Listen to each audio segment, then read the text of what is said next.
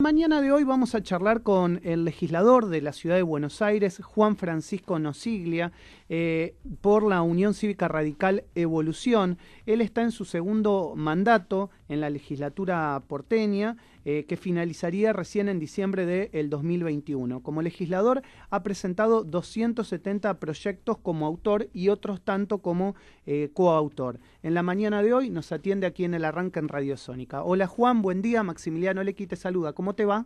Hola, buen día Maxi, ¿cómo están? Gracias por atendernos, Juan. Gracias a ustedes. ¿Cómo estás pasando esta cuarentena? Y bueno, como todos, con las dificultades de tantos días de encierro y acomodando las actividades laborales y toda esta nueva realidad tan particular que estamos viviendo, ¿no? Uh-huh. Con la expectativa, ahora que ya llevamos más de 100 días, y bueno, de que ojalá el 17 de julio los números mejoren, podamos empezar a aplanar la curva como hace tanto tiempo esperábamos y podamos evitar, según los especialistas, el colapso del sistema sanitario y entrar en otra fase que creo que es muy necesaria porque, bueno, evidentemente ya hay un agotamiento de sectores de la sociedad y bueno, y más allá de eso, de lo que tiene que ver con lo personal, las dificultades que esto está trayendo, sobre todo en la economía, ¿no? Para muchísimos sectores que lo están sufriendo muchísimo. Sí, completamente de acuerdo, digamos, ese análisis y esa visión. Respecto a la tecnología, ¿estás bien adaptado? Las sesiones en la legislatura porteña, más allá que algunas se han hecho de forma presencial, ¿el trabajo virtual es algo que lo tenés incorporado? Sí, la verdad que sí. Las sesiones en la legislatura, bueno, la legislatura no dejó de trabajar, creo que es algo positivo, porque de hecho en las primeras semanas, cuando todavía el Congreso de la Nación no se había reunido, incluso nosotros que tenemos relación con otras legislaturas provinciales, con legisladores del radicalismo de todo el país, también te diría que la legislatura de la ciudad, con la de Mendoza y alguna otra, fueron las que no dejaron de trabajar y si bien la mayoría de las actividades y las reuniones de las comisiones son vía alguna plataforma virtual, bueno, las sesiones, hubo 5 sesiones si no me equivoco, fueron todas con el sistema mixto, pero la mayoría de los legisladores estuvimos de forma presencial. Uh-huh. Pero sí, te diría que la adaptación a eso, a algunos les resulta raro que algunas de estas plataformas que son tan útiles para hacer reuniones a distancia no las tuviéramos más incorporadas antes. Para la política son muy útiles, la verdad. Sí, la verdad que sí.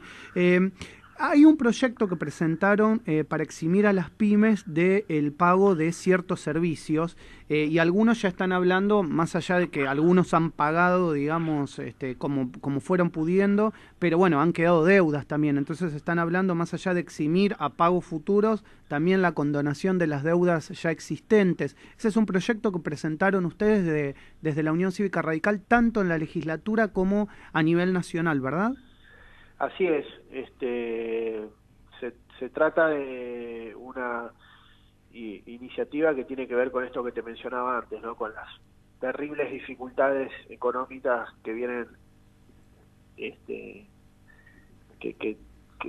se han producido producto de la cuarentena, del aislamiento y la abrupta caída de la actividad económica y que está llevando a muchísimas pequeñas y medianas empresas que son las que generan la mayoría de los empleos en la ciudad y en el país, que representan el sector más dinámico de nuestra economía, de nuestro tejido productivo y que, bueno, muchas, lamentablemente producto de la caída de la actividad, se han quedado sin ingresos, o muchas han tenido que bajar sus persianas y no las pudieron abrir, o algunos comercios pudieron abrir, levantar las persianas y abrir con alguna modalidad de funcionamiento parcial, pero luego de la vuelta a la fase 1 hace algunos días tuvieron que volver a cerrar y bueno, están atravesando una situación crítica.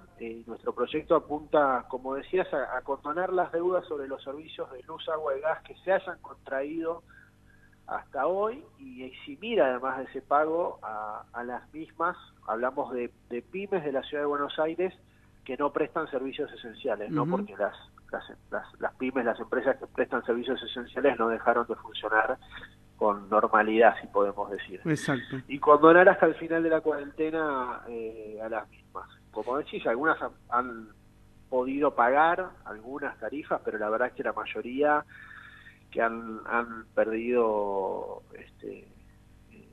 sus ingresos, la mayoría facturan por distintos rubros, pero menos del 50% de lo que facturaban. Digamos, los datos de la crisis son terribles. En la Ciudad de Buenos Aires la Federación de Comercio estima que ya cerraron 20.000 comercios en la ciudad y que de alargarse la cuarentena van a cerrar 27.000 más, podría llegar a 27.000 el total de comercios que cierren. Bueno, hay un censo del gobierno de la ciudad sobre los locales comerciales y relevaron que hoy hay 31.000 desocupados, casi el 23% de los locales comerciales de la ciudad. Bueno, los datos que conocemos y que nos llevaron a presentar este proyecto con la idea de que no cierren más pymes en la ciudad, que tenemos que hacer todos los esfuerzos posibles por sostener a las empresas que generan la mayoría de los empleos y además que son importantísimas para las sociedades por otros motivos, porque generan ingresos indirectos para proveedores, porque atrás de eso hay una inversión y todo un capital intangible que nosotros estamos convencidos que no podemos perder.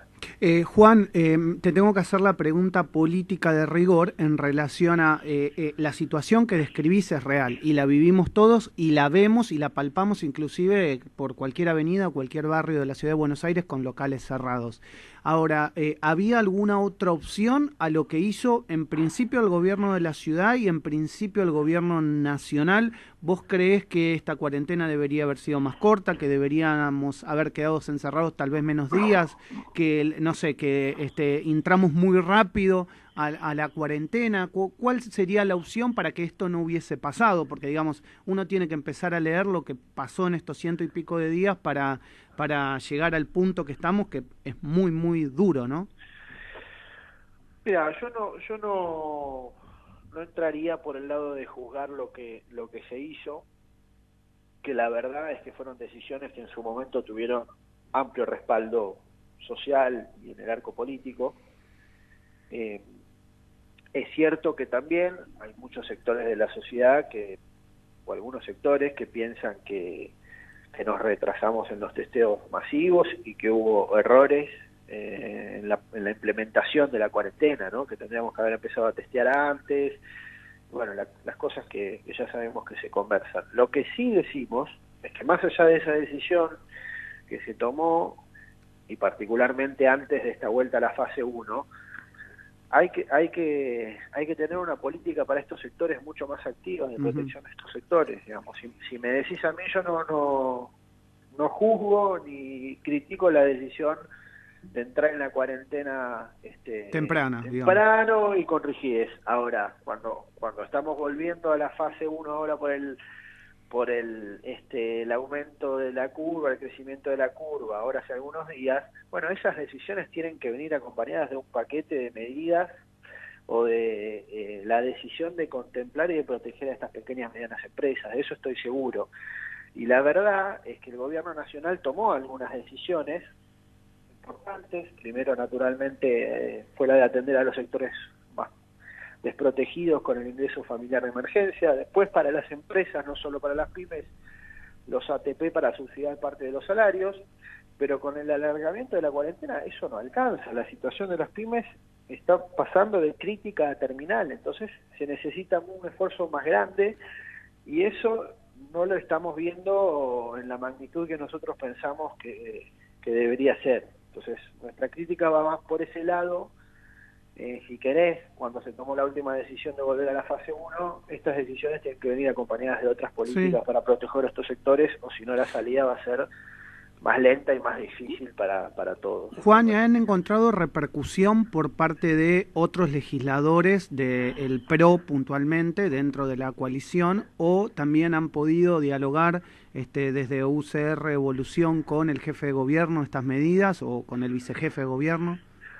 Sí, particularmente este proyecto, tenemos otros proyectos también vinculados con el sector y con la protección de los sectores, y como vos dijiste, además lo replicamos en el Congreso de la Nación, donde la semana pasada los diputados de Carla Carrizo, Emiliano Jacobiti presentaron otros proyectos como vinculados a eximir de las cargas sociales a los aguinaldos y demás para estos sectores, etcétera. Pero este proyecto que presentamos nosotros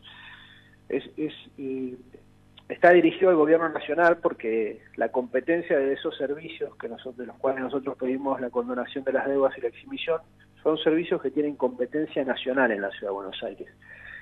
O sea que el que debería decidir esa política es el Gobierno Nacional, porque además el Gobierno Nacional tiene otra espalda y muchos más recursos que el Gobierno de la ciudad para hacer este tipo de políticas. De hecho, está emitiendo muchísimo dinero para sostener el gasto, y nuestra propuesta es que parte de ese esfuerzo, de esa emisión, vaya a políticas como esta.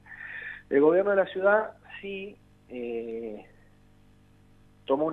empezó a atender esta problemática, y la semana pasada anunció 2 medidas que nos parecen importantes.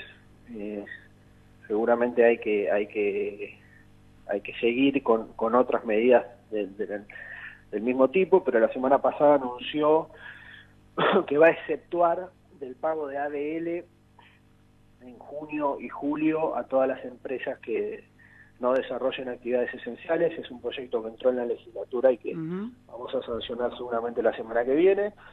Y además anunció una nueva línea de crédito con una tasa del 12% anual, financiada mitad por el gobierno y mitad por el Banco Ciudad, que también es muy bienvenida para muchos de estos sectores. Recordamos que la línea de crédito que está funcionando hoy a partir de la emergencia es una línea con una tasa del 24% anual. Entonces son medidas importantes. Yo creo que la mayoría de los legisladores de todas las fuerzas son conscientes de esta situación y van a acompañar todo este tipo de medidas. Por supuesto, la discusión pasará por quién la financia, cómo se diseñan estas políticas y a qué sectores se favorece y se protege primero, ¿no? Bien, y para finalizar y abusando de tu tiempo, Juan, me gustaría preguntarte de qué lado estás desde UCR Evolución en relación a toda la polémica que se dio por el comunicado que sacó Cambiemos a nivel nacional. ¿Dónde se paran ustedes? Si es que tienen una posición al respecto, si de la posición del comunicado como digamos 3 partidos políticos firmantes, o deciden apartarse un poco y ir a lo que se dice en digamos el sector más dialoguista de la oposición. Bueno, primero no, digamos, Maxi, yo no mezclaría las posiciones políticas respecto de lo que está sucediendo en la política nacional con un comunicado. No es lo mismo. No todos piensan lo mismo sobre todos los temas, digamos. El comunicado, es que justamente por eso justamente te lo pregunto, Juan, porque sé que claro, no todos piensan igual. No, claro, pero lo que te quiero decir no es que a los que les gustó el comunicado son menos dialoguistas, no es todo tan lineal, ¿no? Pero a mí particularmente el comunicado no me gustó. El comunicado no está firmado por supuesto está firmado por Alfredo Cornejo, que es el presidente del partido, y por una vicepresidenta del partido. No está firmado por la mesa directiva de la Unión Cívica Radical. Lo firman ellos a título personal, por supuesto como máximas autoridades del partido. Y la verdad que no me pareció oportuno. Me parece que había que ser mucho más cauto con el tema, ¿no? Con estas situaciones, por supuesto atendiendo la gravedad que tiene una muerte, todas las muertes, una muerte con las particularidades como esta, digamos, vinculada con algunas cosas que han sucedido en la Argentina y algunas causas abiertas por delitos de corrupción desde las esferas del poder que hay que investigar y hay que exigir que se aclaren en el ámbito de la justicia como corresponde, ¿no? Ok. Juan, te agradezco mucho por estos minutos con Radio Sónica, te mando un abrazo grande y bueno, esperemos que no sea la última vez, que tal vez sea en otro contexto y en otras circunstancias fuera de la pandemia nuestra charla futura. Te mando un abrazo grande. Gracias a ustedes. Un abrazo muy grande. Juan Francisco Nosiglia, legislador de la Ciudad de Buenos Aires por UCR Evolución, en el arranque aquí en Radio Sónica.